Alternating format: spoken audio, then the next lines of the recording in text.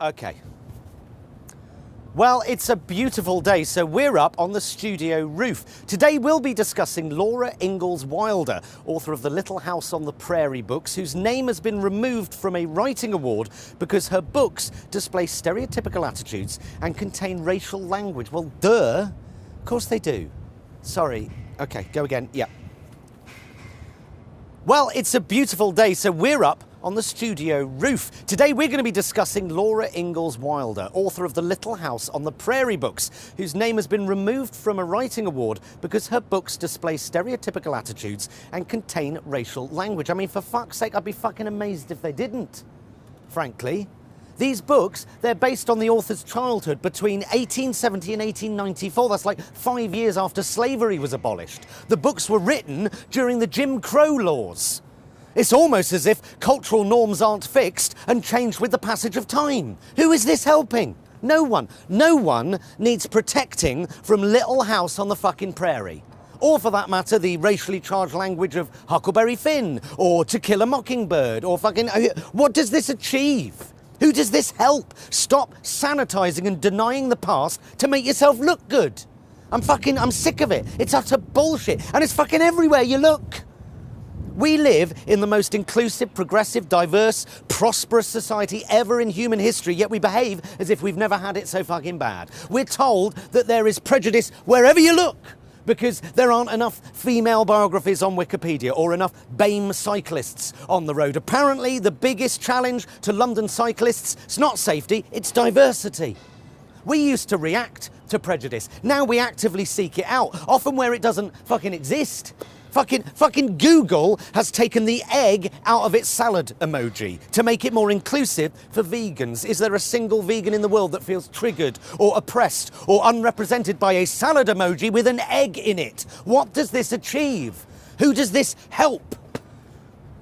My generation, right, we've never really had to fight for much. Gay rights certainly has come a long way in my lifetime, but I mean, we never had to fight for the vote. We never had to fight in a fucking war. You know, my grandmother watched the Battle of Britain taking place above her house. Nazis in planes over her house attempting to invade our country. Actual Nazis. I'm not talking Trump voters, actual Nazis. Recently, you had Vogue magazine saying tackling women's issues today is harder than women's battle for the vote. You pampered, privately educated cunts. The suffragettes went on fucking hunger strike. Emily Davidson sacrificed her life. Wearing a Louis Vuitton black dress on a red carpet is not the same as jumping in front of a fucking racehorse. Stop fucking demonstrating how fucking worthy you are. And it's fucking, look at this, it's fucking everything. It's everything, right? What's this? The Pride fucking sponsored Costa coffee. Who does this help? I'd like a skinny latte, please, with 1 pump of sugar-free hazelnut syrup. Would you like it in a cup that publicly displays that you're happy with the notion of same-sex couples having the right to... I just want a fucking coffee, mate.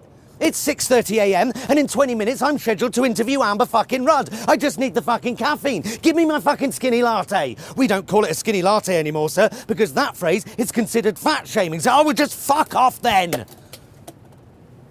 Peter Tatchell getting arrested in Russia, protesting their disgusting record on gay rights. I'm with you every step of the fucking way. Putting a rainbow on a placemat in Wagamama's. Who is that for, exactly? Or are you just cynically hijacking an entire social movement to promote your chain of restaurants by wrapping your corporate brand in rainbow-coloured virtue to help you sell dumplings? Stop politicising my dumplings.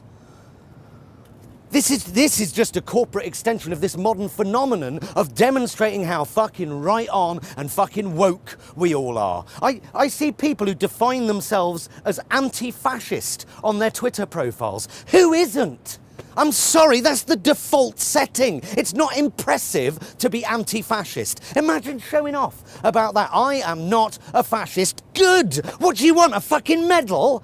Not endorsing fascism is about as common as not endorsing fingering children, okay? Can we not just work from the assumption that most people, even people we don't like, aren't fascists? Vice magazine recently reviewed the trailer for the new live-action remake of Dumbo and said the trailer was, and I quote, cute and heartwarming and seemingly neither racist nor terrifying. News just in, the new Dumbo film probably isn't racist. What on earth made you think it would be?